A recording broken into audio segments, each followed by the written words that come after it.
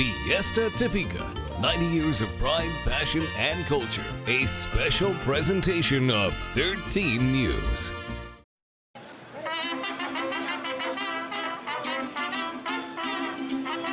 It's part of our community. It's part of our heritage. If you belong to something, you should honor it. If we don't keep our culture alive, a part of our hearts, a part of each one of us will die. This is a vibrant community. There's something to learn from our culture. Welcome to our special presentation. I'm your host, Melissa Bruner. For 9 decades, Topeka's Oakland neighborhood has opened its arms to all for a party. Their Fiesta Topeka marks its 90th anniversary this year. As always, everyone is invited to the Our Lady of Guadalupe church grounds to celebrate the traditions, the dances, the music, the art, and the food of our Mexican community, all to support the church's joint school with Sacred Heart Parish Holy Family School. This milestone also gives us a chance to reflect on a story that begins before the first fiesta ever happened.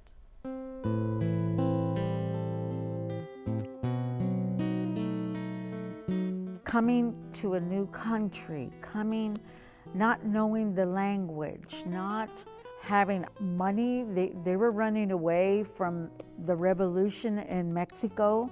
That's how our grandparents and great-grandparents started here. My grandpa came to work on the railroad.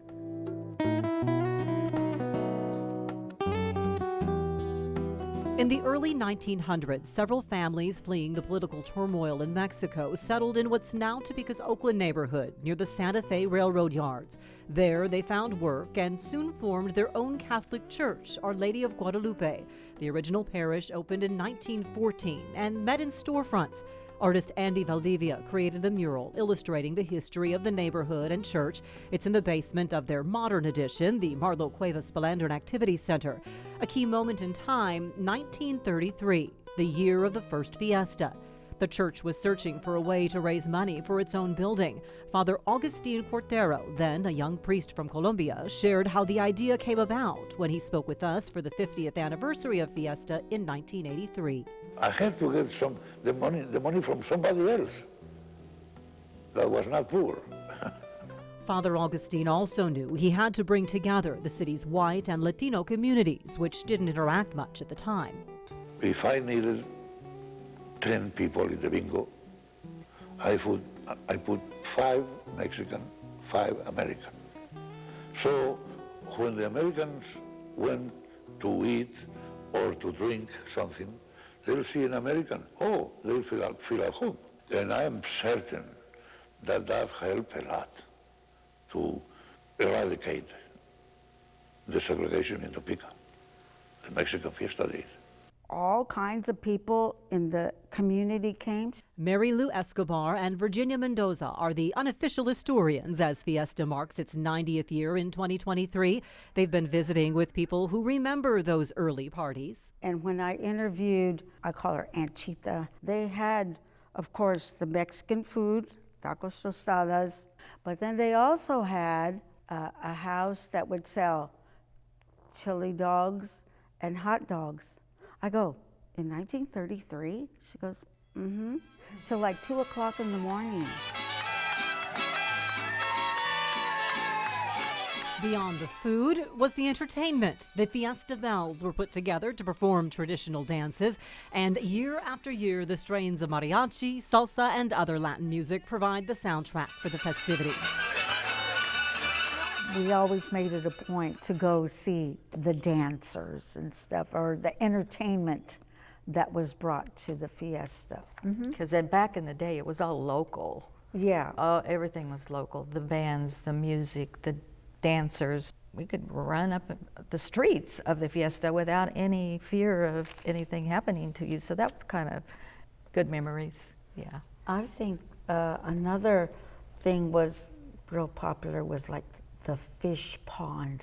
For the kids. Everybody wanted to go to the fish pond to get your little treat in your little bags. Over the years, Fiesta activities have grown and changed. The carnival went from a few rides in the streets around the church to a full-blown carnival in the Santa Fe parking lot. Games were a big hit with kids of all ages. Bingo was a big deal, and I remember people could win prizes like big lamps, just all kind of prizes. And of course, they used to have the jalapeno eating contest, but they don't have that anymore. That got a little tough on the stomach. Yeah, a little tough on the stomach. The Fiesta also has spread beyond just the Oakland neighborhood. In 1972, they started a parade. It was a small parade, and it's grown into a pretty large parade. Wait for you, a fiesta! Begins Tuesday! As a child, you look forward to coming to the fiesta, but now as a child, you look forward to participating in the fiesta or the parade, or coming to the parade so that you can get candy and the beautiful costumes. Everybody decorates their cars, or their bicycles, and children can ride their bikes down. In 2022, they also moved their kickoff mini Jamaica to downtown and Evergy Plaza. But at the center of it all remains Our Lady of Guadalupe Church and their parish school. The Fiesta Mass always starts the Sunday before the Fiesta. Everybody wears their traditional Mexican clothes. That's kind of special. For 90 years, with only a 4-year absence from 1968 to 1972, Fiesta has not wavered. Even after the 1966 tornado devastated much of the neighborhood, they came together for Fiesta. Even during the COVID pandemic, they found a way for at least a few drive-through food sales. Because at the heart of it all is community. You see it in the planning and organizing. If you need people to cook the food or make the food, if you need work outside, everything that needs to be done, somehow you'll find someone in that church, our church, that has that special talent that can get that done. And you also see the community that welcomes everyone into their family.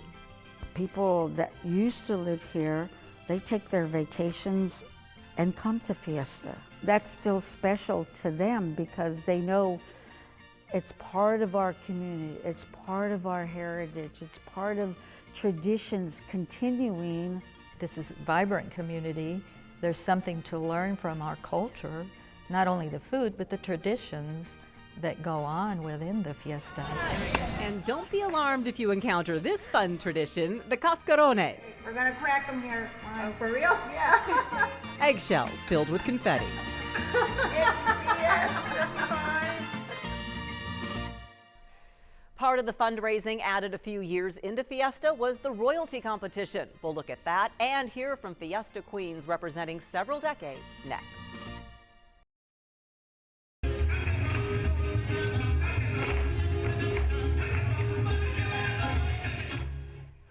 One of the many traditions of Fiesta Topeka is the royalty competition. It's not a pageant. Young people in the community work to raise the most money for Holy Family School. Family and friends get involved, and it's a source of lifelong pride for those who've reigned.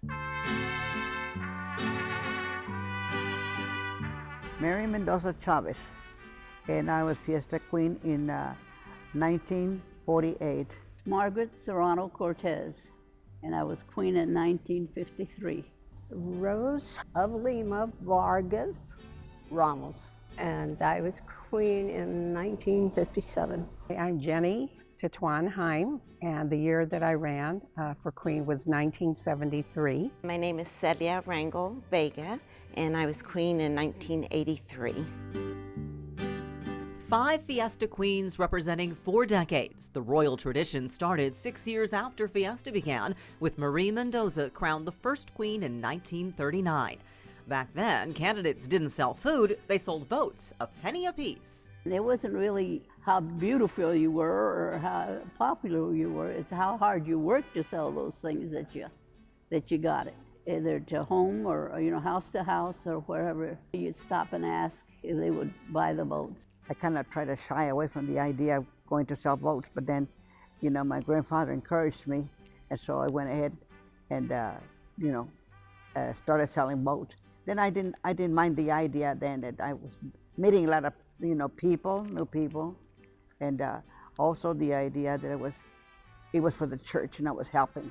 It was something you looked up to. As a little girl, I enjoyed it. Two of my sisters and my cousins and my best friend, we would get together in the evening. After we'd get home from work, we'd hurry and eat, and then we'd start. By the 60s and 70s, royalty candidates were getting creative. And we did a lot of food sales. And that's when, we could sell food, Mexican food at our home. And then we would go to different places, for instance, a dance. It was nice that you had big families because cousins and aunts and uncles and my brothers and sisters, they all came and they were there to help every day. One of the traditions was the Jamaica. And the Jamaica was the night where we split up the different booths that we had. So we had the snow cones, the popcorn, different things. No matter how tired we were, we would always have time to sing and dance, serving the food to the people that would come.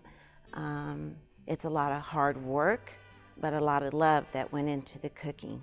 And just thinking of all the generations that would prepare food with love and giving back of their culture, it just touches my heart. It's those memories that live on, no matter how tough they seemed at the time. Well, all I can tell you, I was a wet queen because it rained all 4 days. Some people that bought tickets from me that said that I was doing a real nice thing. My favorite memory, probably, the ball, the coronation ball. That was a lot of fun and recognition and giving the school the credit because that's where I started. We did do a couple of representations in the community. And it was nice to represent the church and the school. This year's royalty candidates have been working on their own memories, always keeping the goal in sight. It's not the work, it's the dedication and just being positive and showing others and being a role model for the next generation. I hope to be an inspiration to not only my siblings, but other girls or boys that want to do it. It's a really good opportunity. In 1998, the Fiesta Queen was joined by a Fiesta King. These royals say they're happy to see opportunity for more young people to be involved, to carry on that sense of pride for their community, their faith, their traditions, and their school. It became important for the girls, to have that privilege and that be the pride. It's nice to come back and see friends and family and just help with the fiesta. Kids need something to look forward to contribute to the school. I went to that school and I belong to that church. So if you belong to something, you should honor it. And that's what I do. We did what we did in order to continue our culture, to keep our school open, because they are our future, to keep our culture going.